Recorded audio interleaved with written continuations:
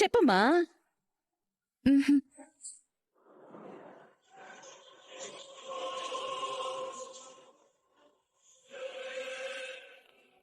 ఏంటి? సారీ అత్తయ్య, ఇది ప్రెగ్నెన్సీ కాదంట. మరి కళ్ళు తిరుగుతున్నాయన్నావు, వికారంగా ఉందన్నావు. నువ్వు ఇంతమందిని కన్నాను అన్నావు, ఆ మాత్రం కనుక్కోలేనా అన్నావు.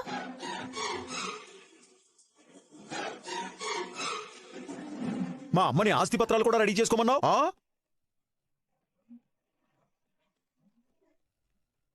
మరి వీడు మొహంలో బాధ కనిపించడం లేదేంటి? ఏరా, ఇంకెక్కడైనా తండ్రి అయ్యావా ఏంటి? చిచి, అదేంటత? మరి వెలవెలా పోవాల్సిన నీ మొహం తడతడా మెరిసిపోతోంది విట్రా.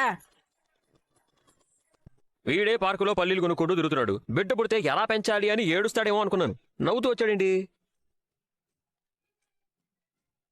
ఎరా, ఎందుకంత సంతోషంగా ఉన్నావు? రేయ్, రోహిణికి వేరే సీరియస్ ప్రాబ్లం ఏమోనని భయపడ్డాను. ఏం లేదని తెలిసింది, అందుకే హ్యాపీగా ఉన్నాను.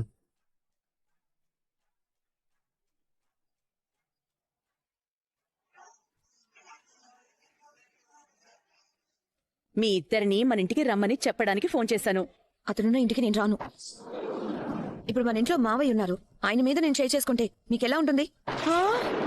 Sir, courier. ఎవరికి? రవి అనే పేరు మీద పార్సల్ వచ్చింది సార్. పార్సిల్ వచ్చిందంట.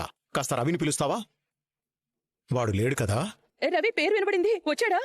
వాడి పేరు మీద పార్సిల్ వచ్చింది. వీడెళ్ళి శృతి వాళ్ళ నాన్నకి సారీ చెప్తే వస్తాడేమమ్మా. నేను వెళ్ళి వాడిని క్షమించమని అడగాల? నువ్వేం చేసైనా సరే నా కొడుకు కోడలు నా ఇంట్లో ఉండాలి.